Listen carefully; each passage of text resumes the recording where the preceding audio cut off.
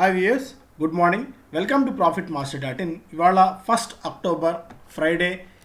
International మార్కెట్స్లో ఏ విధంగా trend ఉంది, మన మార్కెట్స్ని ఇంపాక్ట్ చూపించే అంశాలు ఏంటి ముందుగా చూద్దాం.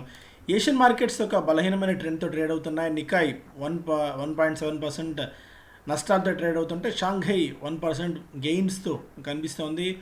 హాంకాంగ్ మనకి ఆల్మోస్ట్ ఒక 0.36% నష్టాలతో యాజ్ ఆఫ్ నో కనిపిస్తుంది. But mainland China and Hong Kong markets ఇవాళ క్లోజ్ అయి ఉన్నాయి, ఎందుకంటే ఇవాళ హాలిడే తీసుకున్నాయి. సో వాటిలో ట్రేడింగ్ అయితే లేదు. నిన్నటి జరిగిన ట్రేడింగ్ ట్రెండ్ ఇది.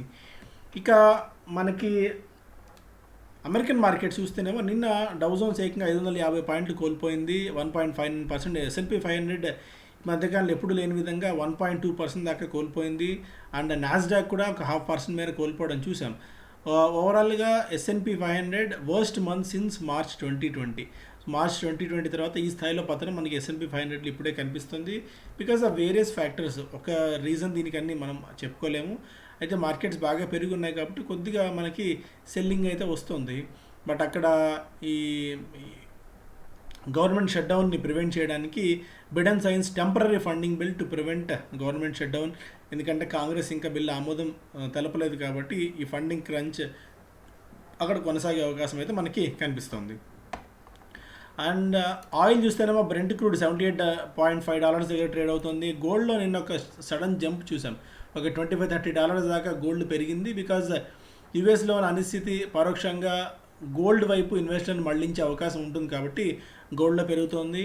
And US 10-year bond yields 1.5% below చేరుకున్నాయి. కొద్దిగా కూల్ ఆఫ్ అయినట్టు ఇక్కడ చాలా స్పష్టంగా కనిపిస్తుంది. క్రిప్టో కరెన్సీ మళ్ళీ 43,000 మార్క్ని క్రాస్ చేసి చాలా స్ట్రాంగ్గా పైకి వెళ్తుంది. $3,000 దాకా బిట్ కాయిన్లో జంప్ అయితే మనం చూసాం. 41-43 నిన్న కూడా అనుకున్నాం. ఒక బ్యాండ్లో టైట్ బ్యాండ్లో ట్రేడ్ అవుతున్న బిట్ కాయిన్ దాన్ని ఆ లెవెల్ని బ్రేక్ చేసి పైకి వెళ్తుంది. ఎథీరియం 8% దాకా పెరిగింది. లైట్ కాయిన్ కూడా ఒక 7% దాకా గెయిన్స్లో అయితే చూస్తున్నాం. సో మొత్తానికి ఇవాళ మనకు నిన్న ముగిసిన అమెరికన్ మార్కెట్స్ అండ్ ఇవాళ కొన్ని ఏషియన్ మార్కెట్స్లో కొనసాగుతున్న నీరసం వల్ల మన మార్కెట్స్ కూడా కొద్దిగా నెగిటివ్గా ఇవాళ ఉండే అవకాశం ఉంది. China factory activity contracts for first time since pandemic began. So చైనాలో మనకి ఫ్యాక్టరీ యాక్టివిటీ కాస్త క్షీణిస్తుంది. ఆగస్ట్లో 50.1గా ఉన్న అఫీషియల్ పర్చేజ్ మేనేజర్స్ ఇండెక్స్, అంటే మనం PMI అంటాం కదా, అది ఇప్పుడు 49.6% చేరుకుంది. దీనికి ప్రధానంగా కారణం మోస్ట్ ఆఫ్ ది ప్రొవిన్సెస్లో అక్కడ విద్యుత్ కొరత చాలా తీవ్రంగా ఉంది. అండ్ చాలా ప్రొవిన్సెస్కి లిమిటెడ్ పవర్ సప్లై వస్తుంది. సో దీనివల్ల చాలా impact and global supply chain నెట్వర్క్కి కూడా ఇంపాక్ట్ ఉండవచ్చు. రాబోయే మనకి క్రిస్మస్ న్యూ ఇయర్ సీజన్ అంటే చాలా కంట్రీస్కి పెద్ద మార్కెట్ అదే. బట్ ఆ మార్కెట్స్ కూడా బాగా ఇంపాక్ట్ కావచ్చు అని చెప్పి చాలా స్పష్టంగా తెలుస్తుంది చైనాలో వస్తున్న పవర్ క్రైసిస్ కారణంగా. ఎందుకంటే ఓవరాల్గా ప్రపంచానికి ఒక మ్యానుఫ్యాక్చరింగ్ హబ్గా చైనాని చెప్పుకోవచ్చు. ఆ చైనాలో ఇప్పుడు పవర్ క్రైసిస్ ఉంది.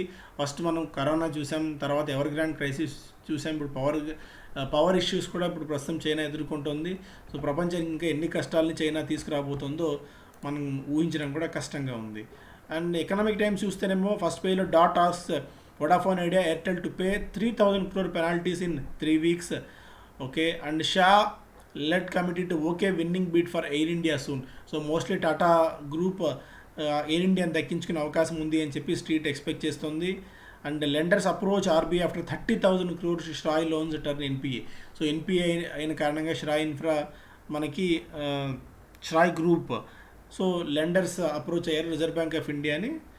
ఒక మేజర్ న్యూస్ కాబోతోంది. And decide on Invesco CGM demand before October 3rd NCLT to G. NCLTకి వెళ్ళింది ఇన్వెస్కో, ఎందుకంటే EGMని తాము చెప్పినట్టుగా నిర్వహించట్లేదు జీ బోర్డ్ అని చెప్పి. సో దీంతో NCLT రంగంలోకి దిగి October 3వ కంటే ముందే decide on Invesco CGM demand before October 3rd NCLT ఆదేశించింది జీని. ఓకే. And Mukesh Ambani is the richest Indian for the 10th year. Gautam Adani surges to number 2. So first లిస్ట్లో ముఖేష్ అంబానీ నిలిచారు. ఆయన వెల్త్ ప్రస్తుతం 7.18 లక్షల కోట్లు, 7,18,000 కోట్ల రూపాయల ఆస్తుల్ని ఆయన సంపాదించుకున్నారు. Gautam Adani 5.05, Shiv Nadar 2.36 lakh crores, L N Mittal 1.74 lakh crores. కొత్తగా మనకి జే చౌదరి జాయిన్ అయ్యారు, జాసిలర్ అనే కంపెనీ. ఆయన 1.21,21,600 కోట్ల ఆస్తి వెల్త్ ఆయన దగ్గర ఉంది. And city gas distributors feel the heat as global fuel prices a sharp rally. So ప్రపంచవ్యాప్తంగా ఫ్యూయల్ ప్రైజెస్ మనకి విపరీతంగా పెరిగిన కారణంగా సిటీ గ్యాస్ డిస్ట్రిబ్యూషన్ కంపెనీస్కి ఆ ఇంపాక్ట్ ఉండబోతోంది. అందుకే ఆ స్టాక్స్ 7 నుంచి 12% దాకా గత 15 రోజుల్లో పడ్డాయి. లైక్ ఇంద్రప్రస్థ గ్యాస్ అనుకోవచ్చు, like Mahanagar gas, Gujarat gas లాంటివి ఇంపాక్ట్ తీసుకునే అవకాశం చాలా స్పష్టంగా కనిపిస్తుంది. The వరీసమ్ part is if the trend in global prices sustain, it would lead to 30 to 40% jump in April 22 and a similar increase in October 2022. So ఒకవేళ ఇలాగే international మార్కెట్స్లో ఈ గ్లోబల్ గ్యాస్ ప్రైసెస్ కనుక పెరిగి ఉన్నట్టయితే వీటికి మరింతగా ఇంపాక్ట్ ఉండవచ్చు. ఇక్కడ ధరలు కూడా మరింతగా పెరిగే అవకాశం ఉంది అని స్ట్రీట్ ఎక్స్పెక్ట్ చేస్తుంది. Global gas prices are rising after falling nearly 50% in last 2 years. గత 2 ఏళ్లలో బాగా నిరసించిన తర్వాత ఇప్పుడు మళ్ళీ మెల్లిమెల్లిగా పెరుగుతున్నాయి. సో ఇవన్నీ ఈ స్టాక్స్ని కొద్దిగా మనం గమనించవచ్చు, ఎందుకంటే ఈ కంపెనీస్కి మార్జిన్స్ మీద ఇంపాక్ట్ ఉంటుంది కాబట్టి. Chips in demand everywhere, local investors by in to their global makers. So interesting update ఏంటంటే ప్రపంచవ్యాప్తంగా semi conductor and chip shortage ఉంది అని చెప్పి మనకు తెలుసు. సో తెలుసు కదా అని ఊరుకోకుండా ఇండియన్ ఇన్వెస్టర్స్ ఏం చేశారంటే ఏఎండి, అలాగే అంటే అడ్వాన్స్డ్ మైక్రో డివైజెస్ ఏఎండి చాలా popular chip manufacturing company, and Nvidia corporation, ఈ 2 స్టాక్స్లో బాగా ఇన్వెస్ట్ చేశారు రిటైల్ ఇన్వెస్టర్స్. అండ్ దీంతో మంచి డబ్బులు కూడా వాళ్ళు సొమ్ము చేసుకున్నట్టు మనకు తెలుస్తోంది. Brokerage offering foreign shares set investors have traded almost $70 to $80 million worth of స్టాక్స్ని మన వాళ్ళు ట్రేడ్ చేశారు ఈ 2 దీంతో. సో ఎంత అడ్వాన్స్డ్గా ఉన్నారో, ఎంత తెలివిగా ఆలోచిస్తున్నారో మనం అర్థం చేసుకోవచ్చు. And SIPs in IT, mid and small cap plans top returns chart. So టెక్నాలజీలో average returns 25.77%, best SIP performance ఇచ్చింది. మిడ్ క్యాప్లో 19.47 అండ్ స్మాల్ క్యాప్లో 21.4% రిటర్న్స్ ఇస్తే, టెక్నాలజీలో ఐసిఐసిఐ ప్రూవ్ టెక్ ఫండ్ 27.8% దాకా రిటర్న్స్ ఇస్తే, ABSL digital India fund almost 26% return, and SBI technology 24% దాకా లాభాలను ఇచ్చాయి. సో సిప్ చేసినా కూడా, సిస్టమేటిక్ ఇన్వెస్ట్మెంట్ ప్లాన్ ద్వారా మంచి ఫండ్ని సెలెక్ట్ చేసుకొని టైమింగ్తో మనం ఇన్వెస్ట్ చేసుకున్నా కూడా కళ్ళకి స్పష్టమైన లాభాలు కనిపిస్తూనే ఉన్నాయి.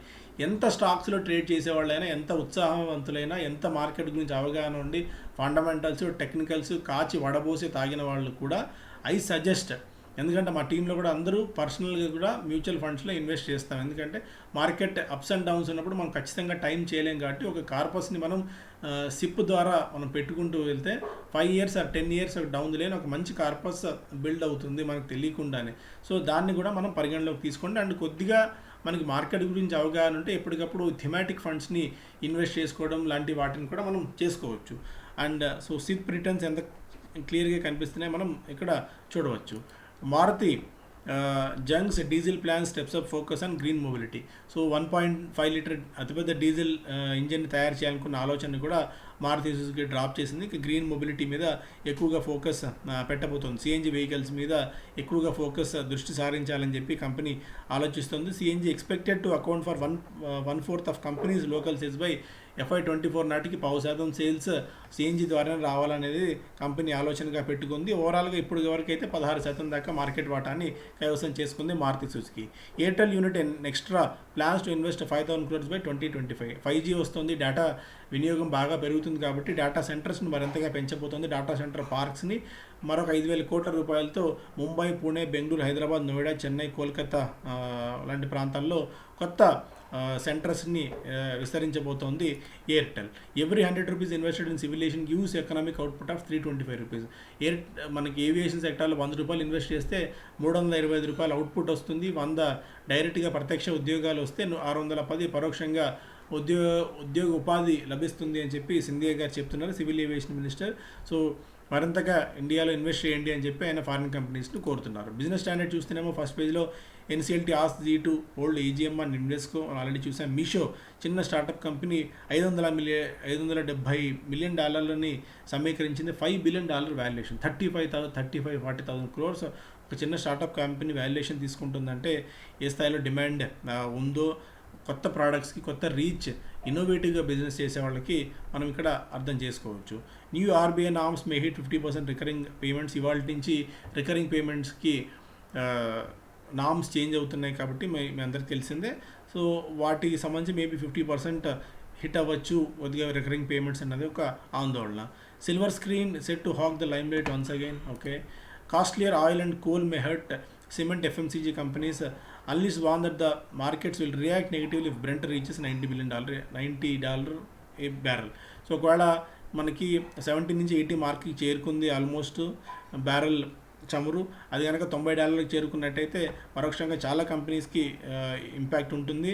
అందులో ముఖ్యంగా మనకి FMCG companies and cement companies ఆ భారాన్ని ఎక్కువగా మోయాల్సి ఉంటుంది అని చెప్పి, ఎందుకంటే కోల్ పెరిగినా కూడా పరోక్షంగా, ఎందుకంటే వాటి నుంచి పవర్ కోసము అండ్ ఫ్లై యాష్ కోసం తీసుకుంటారు కాబట్టి సిమెంట్ కంపెనీస్ కూడా ఇంపాక్ట్ ఉంటుంది అనేది ఇక్కడ ఒక అంచనా. సో మేజర్ న్యూస్ ఇది. Thank you so much. Have a great weekend.